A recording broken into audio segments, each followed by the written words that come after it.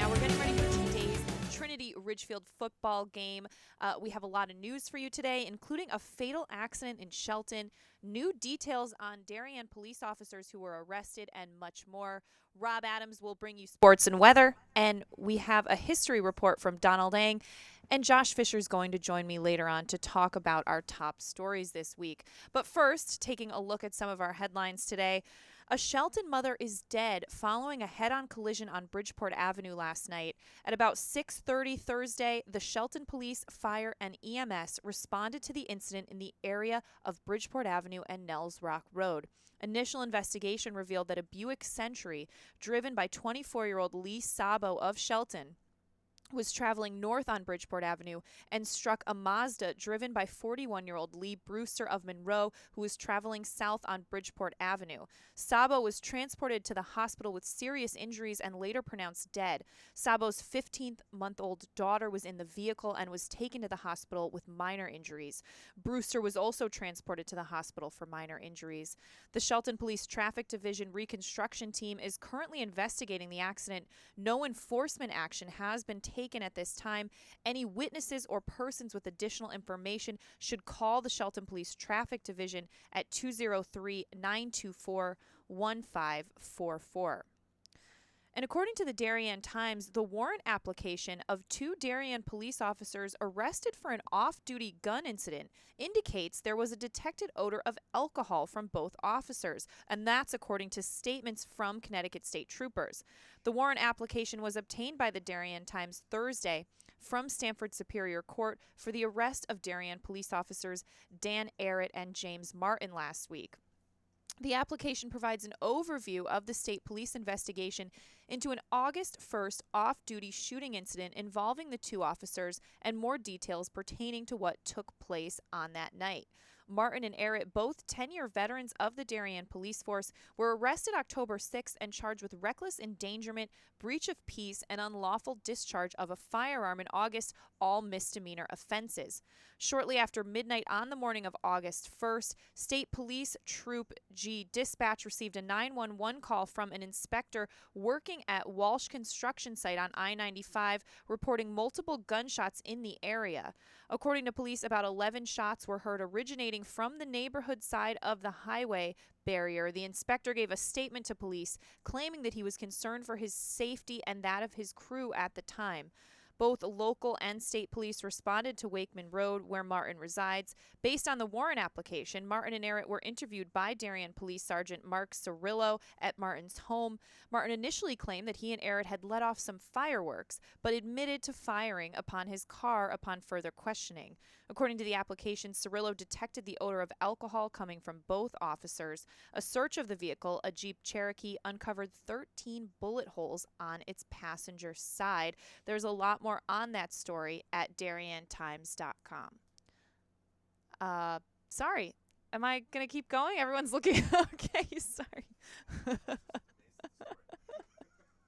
Sorry. All right. Well, getting to some more news today. The drug dealer who allegedly met with Ridgefield resident Brian Chiavetti and is charged with his murder July 22, 2012, went on trial Wednesday in Newark, New Jersey. The website NJ.com reported that Ernest Williams Jr., 24, of Montclair, New Jersey, is charged with murder, felony murder, robbery, weapons offenses, and conspiracy to distribute drugs. The news site reported that opening statements from Essex County Assistant Prosecutor Nazim Khan were that Williams let Chiavetti into a Montclair apartment building, robbed him, and shot him twice, including a fatal wound to the back of the head. Khan asked for a verdict of guilty, but Williams' attorneys Sterling Kinsale said Williams didn't shoot anybody and didn't rob anybody. The news site reported that Kinsale argued Chiavetti had brought a gun to the meeting and was killed during a struggle for the weapon. Kinsale noted how Chiavetti was addicted to painkillers and made the trip to Montclair to buy oxycodone. Williams' co-defendant James Pitts, who allegedly helped set up the meeting between Williams and Chiavetti, pleaded guilty last year to a drug charge and is expected to be sentenced to 365 days in jail, according to that website. In some Bridgeport news this morning, after months of using a spike in shootings to build a case for his return to City Hall, bullets flew outside Joseph Ganem's East End campaign office Thursday. The Connecticut Post reports that no one was injured in the drive-by incident, which happened around noon at Stratford Avenue storefront between Bunnell Street and Central Avenue. But the rear window of a Volkswagen Beetle owned by one of two other campaign workers on the scene at the time was shot out. Cobble said the bullet lodged in the ceiling above the driver's seat. Police spokesman Kevin Coughlin said an officer patrolling the area heard the shots and responded to the scene. Witnesses claimed the shots were fired from a vehicle traveling south down Central Avenue. Ganem, who visited the scene, said he did not think that the shooting involved the campaign.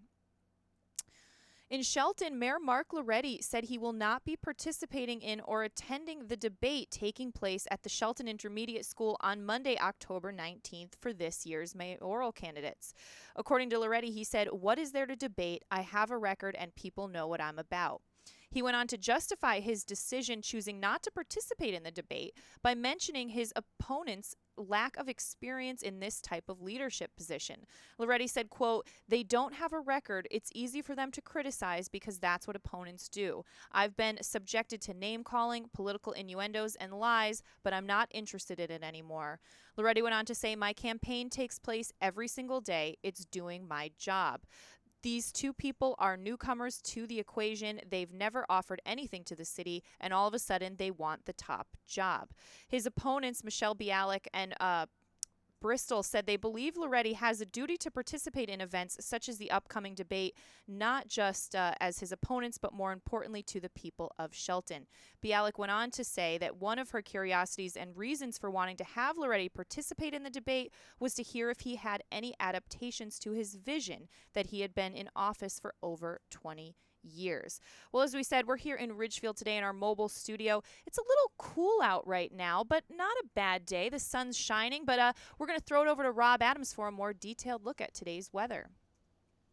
Thank you, Kate. Well, here in Ridgefield, a lovely day for the most part. Few puffy clouds overhead, but overall, azure blue skies off in the distance. So a nice morning, except for the temperature, except for the wind. That's a little bit of something to keep an eye on. It's a mostly sunny day. Temperatures expected to get to 63. Tonight, partly cloudy. We were saying low 40s all day yesterday. Now they're talking 37 for the low tonight when we're out over at Lancaster Field at Tiger Hollow. Mostly sunny day, 53 for tomorrow. But I want you to be very aware of tomorrow night, considering it wasn't all that long ago we were still walking around pretty comfortably in shorts with warm weather. A mostly clear night, the low 28, and the wind chill 20 to 25, so just make sure you bundle up, take all the precautions.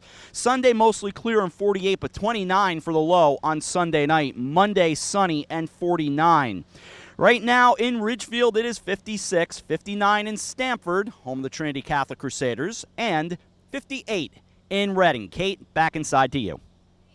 Thanks, Rob. Well, we're going to take a quick break, and when we come back, I'm going to be giving you Donald Ang's look back on this day in history, and Rob's going to be bringing us the latest on local sports, and we have a lot more news coming up on your coffee break after this. When you experience a sports injury, you want to get better and fast. Coastal Ortho Express gives you direct access to orthopedic care quickly. Their physicians are fellowship trained in sports medicine at world-class universities and are also team doctors for area football teams. For specialized personal care of sports injuries, go to Coastal Ortho Express. Open Monday through Saturday in the iPark building, 761 Main Avenue in Norwalk, or coastalorthoexpress.com. Coastal Orthopedics, keeping you on the move. Carl Chevrolet is proud to sponsor HAN Network's coverage of the area's best high school sports. No matter the sport, competition in the FCIAC is spirited, so get out and cheer on your favorite team. If you can't make it to the game, be sure to bring HAN Network with you to keep up with the action. Visit Carl Chevrolet in New Canaan or online at carldirect.com. While the temperatures are cooling down, the fall bite is heating up. Albies, bonita, blackfish, alligator blues, and stripers are following the large schools of bait that are abundant in the Long Island Sound. If you love the New England coast during autumn, this is the time to. Phase 2 and more are in stock and ready to go at the Dock Shop. and don't mind those fall breezes with jackets, hats, gloves, and fleece from Grundens and Stormer. The Dock Shop will keep you warm and dry. Boater, beach bum, fisherman, or simply love the New England coast, this is a unique place to shop. The Dock Shop, now in 2 locations, 51 Tokenique Road, Darien, 609 Riverside Avenue, Westport, or on the web, dockshop.com. Darien Sport Shop is a unique store because it's a family store. A busy mom can come in with kids in tow and find everything she needs for them and even find a dress for herself for Saturday evening. And if she's in a rush, she can simply go home and order it from us that night and we'll deliver it the next day. The Darien Sport Shop. We're pretty on the outside and amazing on the inside. Conveniently located with free and easy parking at 1127 Post Road, Darien, Connecticut, or shop us online at dariensport.com. Darien Sport Shop is a unique store because it's a family store. A busy mom can come in with kids in tow and find everything she needs for them and even find a dress for herself for Saturday evening. And we're back on this Friday edition of Your Coffee Break, live outside the Ridgefield Playhouse right now. We're getting ready for our game tonight at Tiger Hollow, and Donald Dang is going to be joining us later during FCAC Tailgate, but he's not here right now, so I am going to deliver his look back on this day in history. One of the most overtly political gestures in modern Olympic history and the forgotten man who paid a steep price for it. But first, 1781, George Washington captures Yorktown, Virginia after the siege of Yorktown. Though the war would not officially end for 2 more years, this was the last major battle of the war. Americans tend to make fun of the French military prowess, but the French forces participating in the Yorktown campaign outnumbered the American army 6-1. 1923, the Walt Disney Company is founded by Walt Disney and his brother Roy Disney. 1978, Karol Wojtyla of Poland is elected John Paul II after the October 1978 papal conclave, the first non-Italian pontiff since 1523. 1968, one of the most overtly political gestures in modern Olympic history, U.S. athletes Tommy Smith These and guys John had a point Carlos to make. raised their As they fists walked to during the playing platform, of the they U.S. took off their national shoes anthem and carried them. following the 200-meter sprint. The silver medalist is Australian Peter Norman, who sympathized with Smith and Carlos, as Norman was a vocal critic of the nation's White Australia policy. Smith and Carlos were kicked off the Olympic team and ordered out of the Olympic Village. Norman was reprimanded by his Olympic committee and left off the 1972 Olympic team, despite having run a good enough time to qualify for the Olympics 13 times that year. When Norman died in 2006, Smith and Carlos were pallbearers at his funeral. And that's going to do it for your look back on this day in history. I'm not Donald Dang. I'm Kate Czaplinski. And now I'm going to throw it to Rob Adams for a look at high school sports. Rob? Thanks, Kate. Thanks, Don. Good morning, everyone. Let's get into sports. All from yesterday, we start in girls soccer as West Hill knocked off Darien 2-1, Ridgefield over Norwalk 5-0. It was St. Joe's 6, New Canaan 2. Fairfield Ward topped their crosstown rival, Fairfield Ludlow 2-1. Trinity Catholic Trumbull all over Trinity Catholic 8-1. Greenwich over Danbury 3-0. Stamford beat Central 3-0. Now to field hockey, Darien had their way with St. Joe's 10-0. The final score there. Staples took care of Danbury 2-1. Stamford nipped West Hill 3-2, and Ridgefield over Ward 3-1. Just one volleyball score. Greenwich passed Stamford 3-0. Now on the schedule, there are a bunch of games going on, of course, all over, football as well. So all of that to get to, and we'll get into that much deeper when we get to FCAC game day at 5 o'clock. But certainly on the football side of things, we've got a game right here tonight as Stamford takes on Trinity Catholic. Both teams at 2-1 on the year, and both trying to keep alive the notion of playing for the FCAC championship game. And remember, there is so little margin for error to make the conference conference championship, considering considering the Darien as well as Staples, all perfect at this point. So very little margin for error for both of these teams. Certainly state playoffs still at play, especially for the Crusaders, but for the Tigers in a tough double L, they can get some good power points as well. So all that to keep an eye on. That will be a big story later on today over at Tiger Hollow. Athlete of the Week, I want to spend a moment on that as well, because voting ends today at 2 o'clock. We'll announce the winners. The HAN Network FCAC Athlete of the Week will announce it during tailgate, FCAC tailgate at 4. We'll announce it during that hour. Jack Potenza. Only since I've started looking up the numbers this morning, I've watched Jack Potenza's leads sink down to 1 point. 1 percentage point separates Jack Potenza of Fairfield Ward from Pablo Martinez of Darien on the men's side. On the ladies' side, Jillian Presser holding a 4 percentage vote on Trumbull's Marcy McGuire. Julian Presser of Trumbull holding the 4% on Marcy McGuire of Ridgefield. But that men's side, it was only 13 votes separating Potenza and Martinez. Get out the vote. We'll talk to you from Ridgefield High School later today. Think it's going to be a good one. I really do. Ridgefield Tigers, Trinity Catholic Crusaders. With sports, I'm Rob Adams. Back inside to Kate. All right. Thanks so much, Rob. Well, getting back to some news today, interesting story from the Milford Mirror reporting that a Milford business is selling a bottle of wine for $4,749.98. It's a 2010 Chateau Petrus Pomerol, and the managers at Milford's Total Wine and More on Cherry Street said reports indicate that the 2010 vintage may turn out to be one of the greatest vintages in the last decade. Wine Advocate and Wine Spectator, two prestigious wine publications and rating agencies, give the 2010 Chateau Petrus Pomerol a score of 100 out of 100. Still, who pays almost $5,000 for a bottle of wine? Well, Nick Krush, the manager of Total Wine and More, answered that, but first said he wanted to point out that just because the new Milford shop carries this special bottle of wine in a locked case does not suggest the store is pretentious by any means. In fact, wine prices there start at $2.75 a bottle, I bet it's delicious, and travel all the way up to a bottle of Chateau Petrus, making a lot of stops at various price points in between, he said. However, the kind of person who would walk in or likely call first to buy the bottle of wine would probably be an investor or a connoisseur and collector of wines. Add that to the fact that 10 to 15 years, there may be a significant increase in the value of that particular bottle, Krush said, and it becomes a little less mystifying as to why someone would spend almost $5,000 for it. So interesting story there. There's more on that at themilfordmirror.com. An Oxford man was arrested in Trumbull for reckless driving, evading the scene of a crime, and assault in the first degree on Sylvan Avenue Wednesday, October 7th. Police said 45-year-old Kurt Shiana hit the ex-boyfriend of his current girlfriend with his car and drove off, leaving the victim with several injuries. According to a report, the ex-boyfriend lives on Sylvan Avenue and was fixing the girlfriend's Mercedes when Shiana and the woman arrived at the home.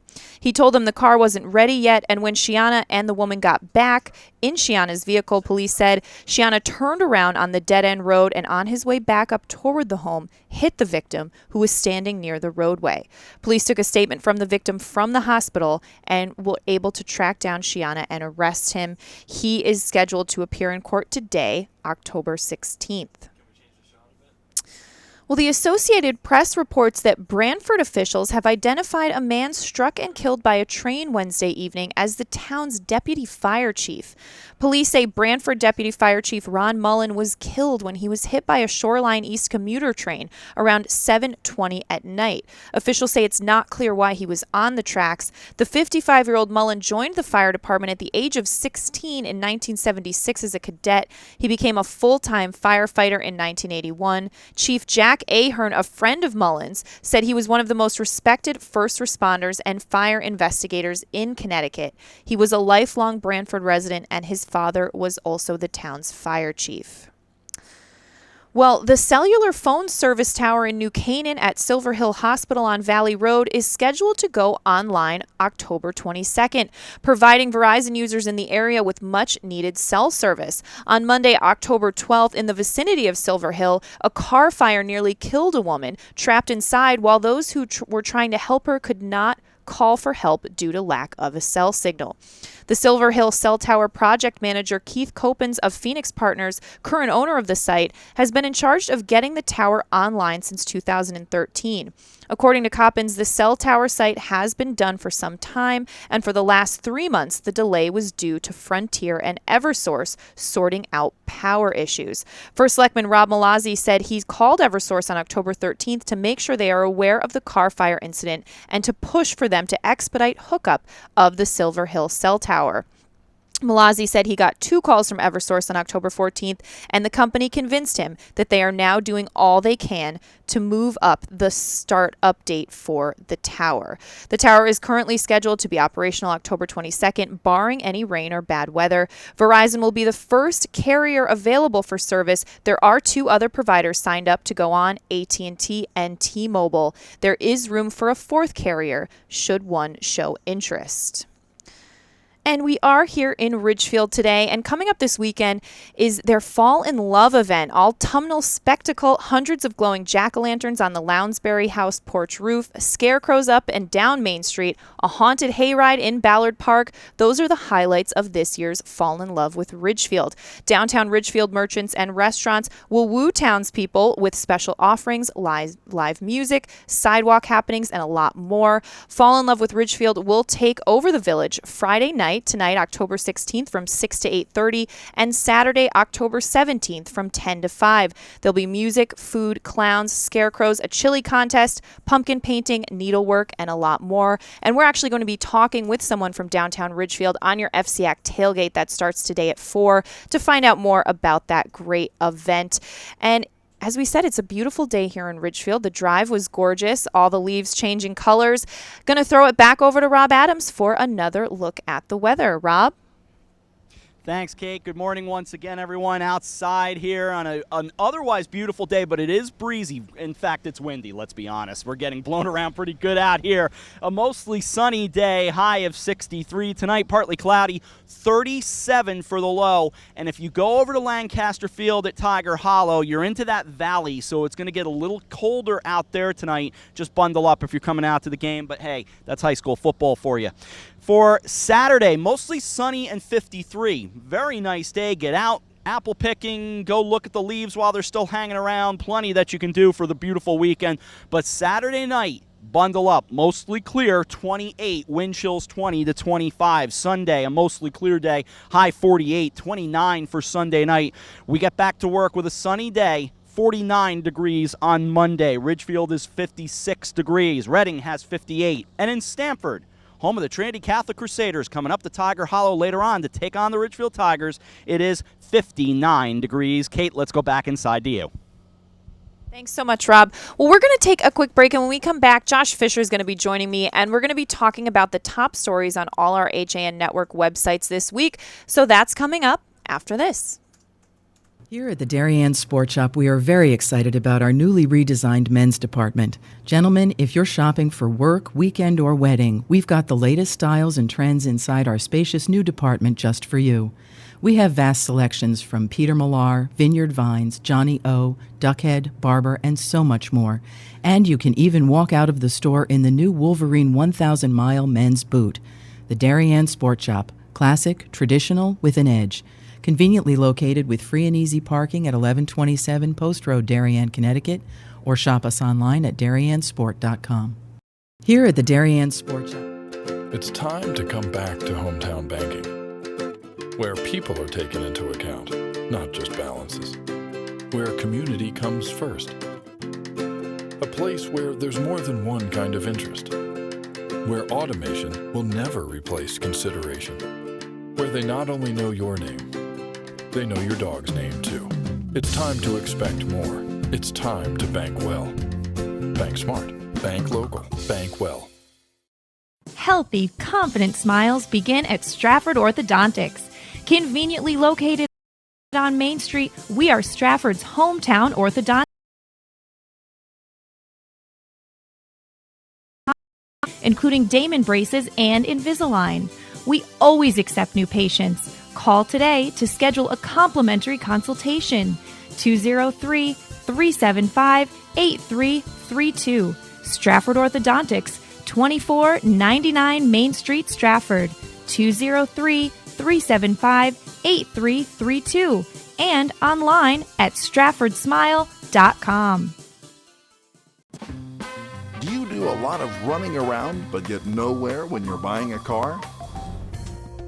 Visit Pamby Chrysler Jeep Dodge and Ram for the one-stop buying experience and stop spinning your wheels. And we're back with this Friday edition of Your Coffee Break, live from our mobile studio right now. I'm Kate Czaplinski, Josh Fisher joining me to take a look at the top stories on our websites this week. Josh, thanks for coming on. Thanks for having me, Kate. All right. Well, so what's jumping out at you? What's our top story? Well, the top story this week was about this Stratford teacher who's facing sexual assault charges for having a relationship with a minor. Yeah. And Melvin Mason's done a rather good job covering that this week.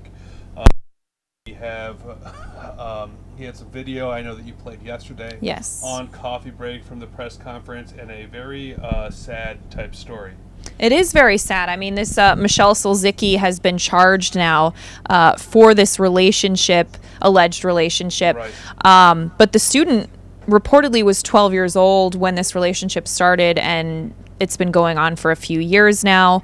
Very disturbing story. You know, I know there's going to be more coming out about that. I know News 12 reported yesterday that there's some question about her pregnancy right now. So we'll see what happens with that. Can we share? Yes. My mic's not working. Can we share? Yeah. All right. Go ahead, Josh. So the second story this week was about the Trumbull police searching for a possible child abductor in that town, and Steve Coulter was all over that. According to the story, this man was accused of punching this boy and then grabbing him over on Twin Brooks Park. Yeah, very disturbing story there. This little boy was actually riding his bikes with a friend. The parents were nearby, which is the most disturbing part. He was able to get away from him and find his parents and his friend, thank goodness. But what's most troubling is that they haven't found this suspect yet. So, right. Yes. Yeah, very scary story. Our third story is another Trumbull story. Cindy Pankoff, who is a Trumbull town councilman, she sent some pieces of her conversation that she had with this substitute teacher. We talked last week about the substitute teacher scandal. People were very upset that this substitute teacher was let go. They said it was political because he had said something to Cindy Pankoff about her son's post on Facebook, which he found to be very racist toward President Obama. So she sent her conversation with him. Have you had a chance to look at some of that, Josh? Yeah, Steve has a complete slideshow of this up on the Trumbull Times of all these screenshots taken from a phone, but it involves both these going back and forth about what they think is best for her son, and certainly does shed some more light on another side of this story after a lot of things we're all about, in defense of the substitute teacher. She points out that his Facebook page isn't maybe something to be proud of either. So certainly worth checking out. Now, some really incredible photos, photo slideshow this week, and a story that we talked about on Coffee Break, which is this car fire in New Canaan. The neighbors pulled this woman from the car, and a lack of cell service, though, delayed them calling for help. I know one of the witnesses said they had to climb up a hill to get a signal, which was very disturbing.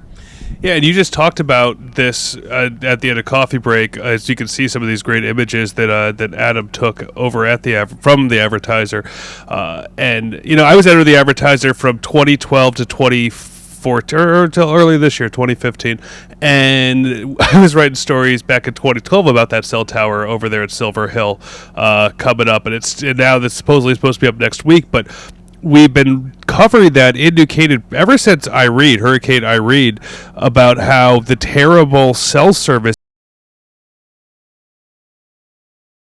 Flatboard Ridge in New Canaan. The husband had to get in his car, drive a mile and a half away just to get reception to call the police because all the phone lines had been down because of the hurricane.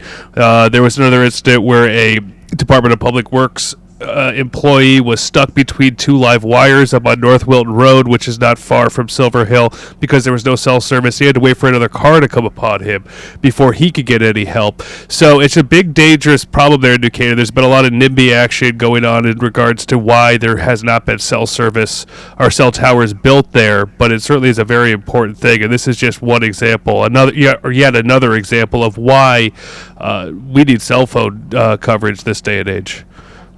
Next, this is kind of a fun one, but I know Eric Jenner's really excited about this, but Nick Jr. Playdate Tour comes to the Westfield Trumbull Mall next week, so I think Eric might be asking for a day off. I can't believe they've got so many hits. Yeah, it was super popular, and it ended up being the 6th most read story on our websites this week. And hey, when Nickelodeon comes to town, that's a reason to get excited. Some more stuff from Stratford. The teacher being arrested. The original story about the teacher being arrested in Stratford on the sexual assault charges fell in at number 7, and also some more transit-oriented housing plans are in the works there. But I see that in Monroe there was an interesting story that Diane came upon. Yeah, very interesting story there. Some alert postal workers saw a package that they had suspicions was potentially drugs. It turned out it was, so they brought it to the police, where the police opened it and found a large amount, 2.2 pounds of cocaine worth $40,000 in Monroe, that a Bridgeport man was having delivered to him at his place of work in Monroe on Route 25. Police say that the business that he was working at had no idea, and they kind of set up a little sting where they brought the package to him. He grabbed it, was pulling away in his car, and they stopped him and arrested him. You had quite a weekend planned, huh? 2.2 pounds of cocaine. And why would you send that through the mail? I don't know. Of course, we also had in New Canaan, Grace Farms. The church opened up there. The old Winsome Farms horse farm property. It's at the top of Smith Ridge, which is Route 123, right on the New York border of New Canaan. Gorgeous property. The River was the name of the design. It was designed by a famous Tokyo architecture firm, and it's this gorgeous glass building that just kind of it flows like a river across the hills of the old horse farm property. I got a chance to cover some of that when I was at New Canaan. Michael Cadrivas was at the opening. Aloe Block was performing, hip-hop artist, and they just had it sounded like quite an event, an epic and visually stunning achievement, as Michael wrote in the advertiser. So that's our top 10, Josh. But, before we go, if Eric has it ready, us being here at the old high school, he doesn't have it ready. Thanks, Eric, for ruining my fun today. All right, Kate, here you go. All right. Well, I'm sorry that whatever you had planned didn't work out, Josh. But that's going to do it for this edition of your coffee break. Of course, we're going to be live at Tiger Hollow starting at 4 o'clock with FCAC Tailgate, followed by Game Day. And then we have tonight's game at 7 o'clock, I believe, is kickoff. Trinity playing Ridgefield High. So that's going to do it. We have a lot more coming up later today. But, of course, I'll be back Monday at 11 with your coffee break. Have a great weekend, everyone.